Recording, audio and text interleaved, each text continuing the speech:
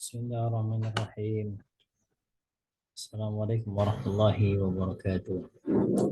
Alhamdulillah wassalatu wassalamu ala Rasulillah wala haula wala quwwata illa billah amma ba'du. Rabbi shrah li sadri wa yassir li amri wahlul 'uqdatam min lisani yafqahu qawli. Subhanaka la ilma lana illa ma 'allamtana innaka antal alimul hakim.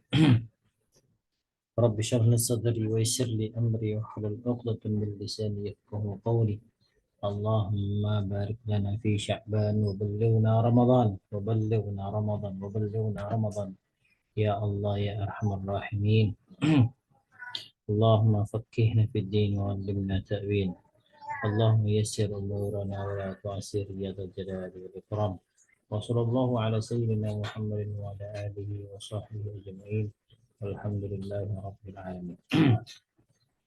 Baik, kita melanjutkan pembahasan tentang fikih puasa, yang mana pada kesempatan kali ini kita masuk kepada rukhsah yang diberikan oleh Allah Subhanahu wa taala kepada orang yang berpuasa. Ada keringanan-keringanan yang diberikan oleh Allah Subhanahu wa taala kepada orang-orang yang berpuasa dan boleh untuk membatalkannya. Yang pertama itu adalah orang yang sakit. Orang yang sakit ya, kemudian dia sembuh ya dari penyakitnya.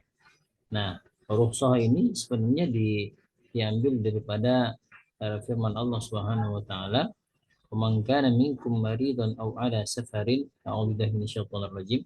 "Faman kana minkum maridan aw ala safarin fa'iddatun min ayyamin ukhra. Wa 'alal ladzina yutiqunahu fidyatun ta'am miskin." Dan siapa orang yang dalam keadaan sakit atau dalam keadaan perjalanan, maka hendaklah dia mengganti di hari-hari yang lain. Artinya berpuasanya itu diganti dengan hari-hari yang lain. Wa 'alal ladzina yutiqunahu fidyatun ta'am miskin. Dan bagi mereka yang tidak mampu, maka boleh tidak berpuasa dengan keharusan memberi makan kepada orang miskin. Pada orang miskin. Nah, dari ayat ini ya, kita menemukan bahwa setidaknya ada 3 kelompok orang yang diberikan keringanan untuk tidak berpuasa, yaitu orang yang sakit, orang yang musafir, dan orang yang tidak mampu berpuasa. Namun para ulama menambahi lagi dengan beberapa orang lain lewat dari dalil yang lain, misalnya wanita yang hamil atau menyusui, orang yang terpaksa bekerja berat dan sebagainya. Mereka ini secara resmi dibolehkan untuk tidak berpuasa tanpa harus menanggung dosa di akhirat. Namun mereka tetap diberikan untuk mengganti namun mereka itu tetap diberikan kewajiban untuk mengganti kewajiban itu. Ya, baik lewat qada puasa di hari yang lain ataupun membayar fidyah ya kepada fakir dan miskin. Nah, kita lihat yang pertama itu yang dalam Al-Qur'an jelas ya. Yang pertama adalah orang yang sakit. Ya, orang yang sakit. Nah, di antara yang diberikan keringanan untuk tidak mengerjakan puasa ya orang sakit. Nah, keringanan ini maksudnya adalah boleh tidak berpuasa dan tidak berdosa baginya sama sekali. Jadi dia tidak ada dosa. Ya, kalaupun misalnya dia eh,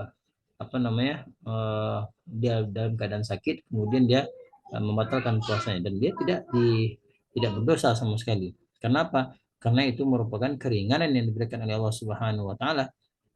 Dia sebagai zat yang maha pembuat syariat, pembuat syariat. Dan ada dalil yang memberikan keringanan tersebut ya secara qat'i yang diberikan oleh Allah Subhanahu wa taala dalam surat Al-Baqarah yang kita bacakan tadi. "Wa man kana minkum maridan aw ala safarin fa'iddatun min ayyamin ukhra." Siapa-siapa orang dalam keadaan sakit atau dalam keadaan perjalanan, ya maka mengganti puasanya itu di hari-hari yang lain, ya mengganti hari-hari yang lain.